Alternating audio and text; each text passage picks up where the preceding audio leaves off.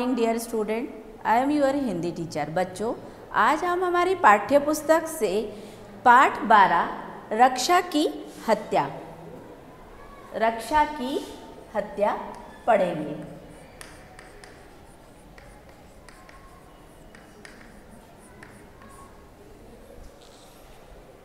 रक्षा की हत्या पढ़ेंगे।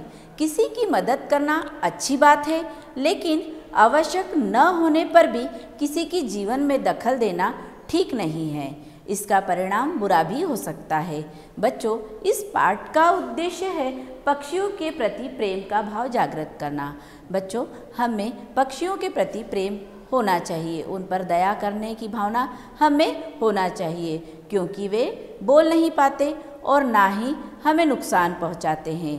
वे हमसे भयभीत रहते हैं, इसीलिए हमें उनके प्रति प्रेम का भाव होना चाहिए। पक्षियों की अति निकटता से बचना। पक्षी मनुष्यता की निकटता से भयभीत रहते हैं, इसीलिए उनके पास हमें नहीं जाना चाहिए। तीसरा उद्देश्य है भूल सुधार करने की प्रेरणा देना। यदि हमसे कोई गलती भी हो जाती है तो उसे हमें सुधारने का प्रयत्न करना चाहिए, उसके लिए हमें प्रायश्चित्त करना चाहिए। चौथा उद्देश्य है पक्षियों की प्रकृति से अवगत कराना। पक्षियों की प्रकृति स्वच्छंद आकाश में उड़ना तथा बेफिक्र होकर जमीन और आसमान पर घूमने वाली होती है। बच्चों, सबका अपना जीवन होता है।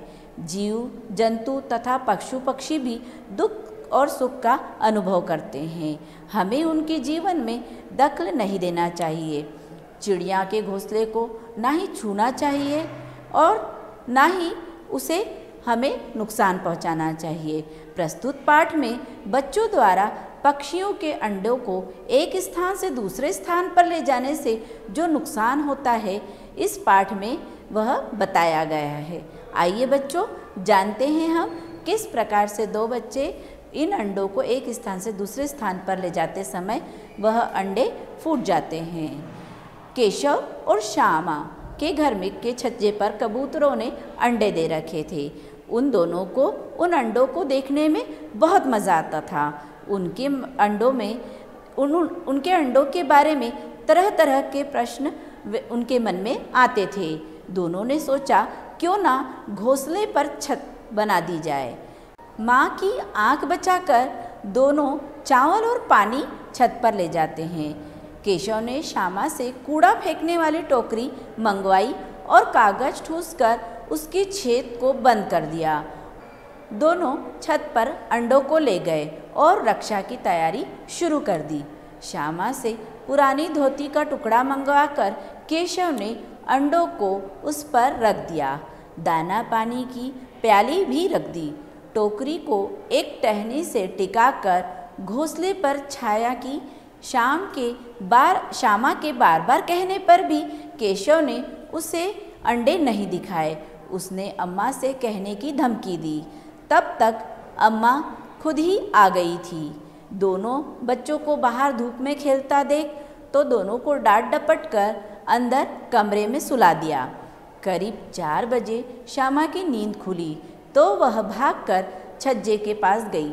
नीचे देखा तो अंडे गिरकर टूट पड़े थे।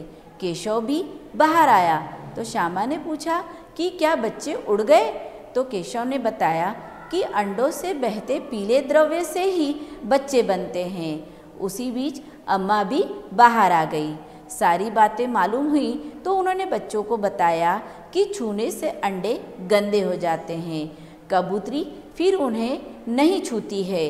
अब तीनों अंडों के टूटने से तीनों जान चली गई। उसका पाप केशव के सिर लगा। केशव कई दिनों तक पछताता रहा कि उसी की वजह से अंडों का नाश हुआ है। बच्चों, सभी पशु पक्षी मनुष्य की भांति सुख और दुख का अनुभव करते हैं।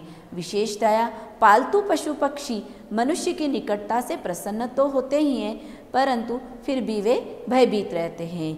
उनके कई सामाजिक संगठन पशु पक्षियों के जीवन को बेहतर बनाने के प्रति प्रयत्नशील हैं।